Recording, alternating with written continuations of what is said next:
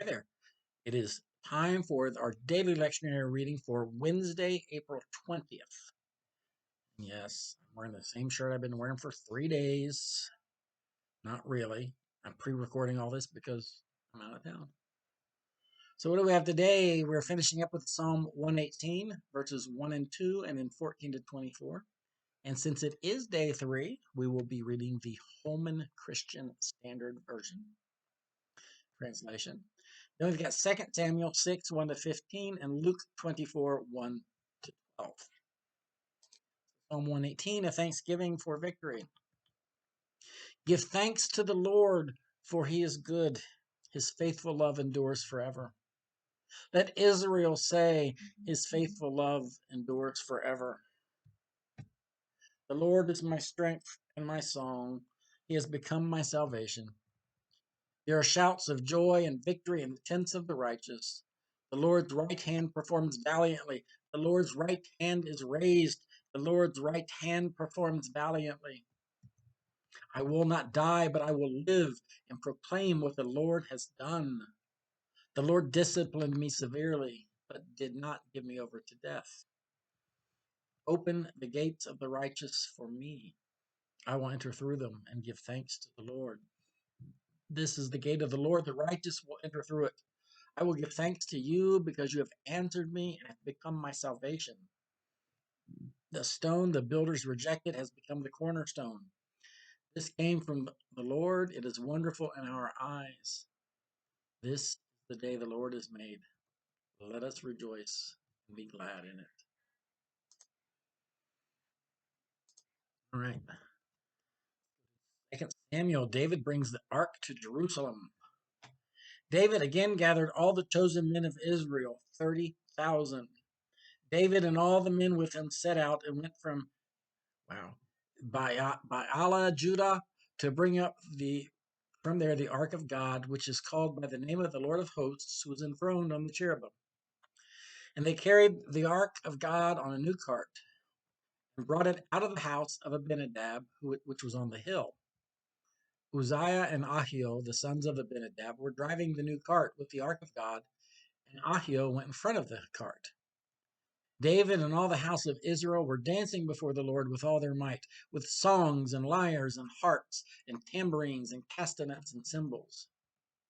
When they came to the threshing floor of Nacon, Uzzah reached out his hand to the ark of God and took hold of it, for the oxen shook it.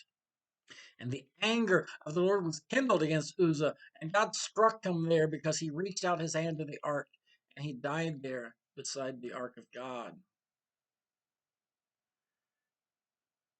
Kind of note. Um, it just doesn't. The Hebrew is uncertain. David was angry because the Lord had burst forth with an outburst against Uzzah, so that place is called Perez Uzzah to this day. There's a footnote. That is bursting out against Uzzah. David was afraid of the Lord that day, and he said, how can the ark of the Lord come into my care? So David was unwilling to take the ark of the Lord into his care in the city of David. Instead, David took it to the house of Obed-Edom the Gittite. The ark of the Lord remained in the house of Obed-Edom the Gittite 3 months. And the Lord blessed Obed-Edom and all his household. It was told King David, the Lord has blessed the household of Obed-Edom and all that belongs to him because of the ark of God. So David went and brought up the ark of God from the house of Obed-Edom to the city of David with rejoicing. And when those who bore the ark of the Lord had gone 6 paces, he sacrificed an ox and a fatling. David danced before the Lord with all his might. David was girded with a linen ephod. So David and all the house of Israel brought up the ark of the Lord with shouting and with the sound of the trumpet. All right, Luke 24, 1 to 12, the resurrection of Jesus. But on the first day of the week, at early dawn, they came to the tomb, taking the spices that they had prepared. They found the stone rolled away from the tomb, but when they went in, they did not find the body. And while they were perplexed about this, suddenly 2 men in dazzling clothes stood beside them. The women were terrified and bowed their faces to the ground, but the men said to them, Why do you look for the living among the dead? He's not here, but has risen. Remember how he told you while he was still in Galilee that the Son of Man must be handed over to sinners and crucified and on the third day rise again?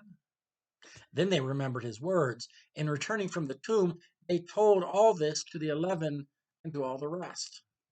Now it was Mary Magdalene, Joanna, Mary the mother of James, and the other women with them who told this to the apostles. But these words seemed to them an idle tale, and they did not believe them. But Peter got up and ran to the tomb. Stooping and looking in, he saw the linen cloths by themselves. And then he went home, amazed at what had happened. Home. That's what I got for you today. I'll see you tomorrow, guys.